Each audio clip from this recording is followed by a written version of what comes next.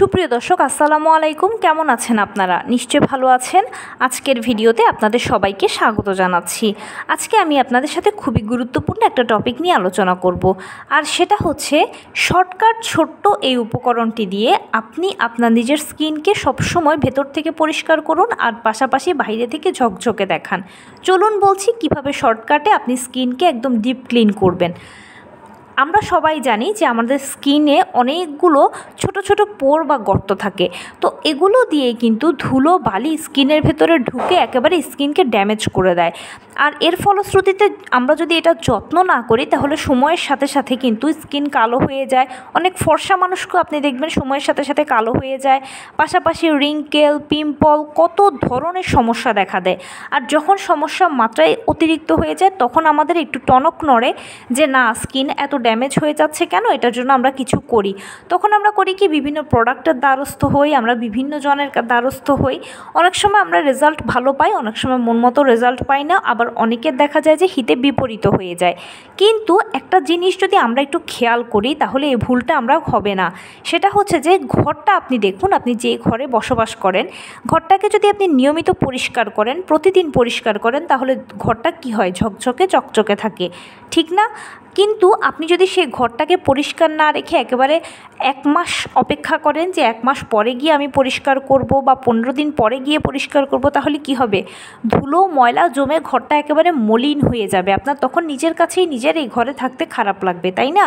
তাই স্কিনটা হচ্ছে ঠিক এরকম।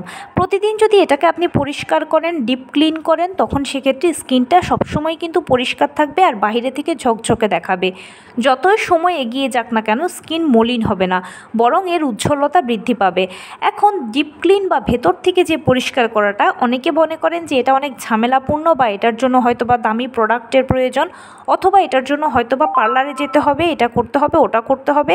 অনেকে এরকমটা চিন্তাও করে থাকতে পারেন, কিন্তু আপনি হয়তো জানেন না যে আমাদের হাতের কাছে থাকা ছোট্ট এই উপকরণটি দিয়ে শর্টকাট উপায় আপনি প্রতিদিন আপনার স্কিনকে যে কোনো সময় যে কোনো মুহূর্তে ডিপ ক্লিন করতে পারবেন।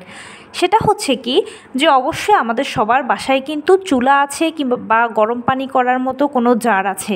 প্রতিদিন যে কাজটা করবেন, যে কোনো সময় আপনি যে সময়টা পাবেন তখন আপনি অবশ্যই কুসুম গরম পানিতে একটা ন্যাকড়াকে ভিজিয়ে বা কোনো একটা কাপড়কে ভিজিয়ে নিয়ে হালকা করে মুখের মধ্যে আপনি ভাপ দেবেন।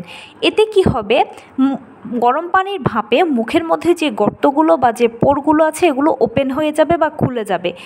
আর তখন আপনি অবশ্যই যে কোনো প্রাকৃতিক কোনো কিছু দিয়ে আপনার স্কিনটাকে পরিষ্কার করবেন। সেক্ষেত্রে অবশ্যই বেসনের কোনো বিকল্প নেই, বেসন ভালো ফেসিয়াল হিসেবে কাজ করে।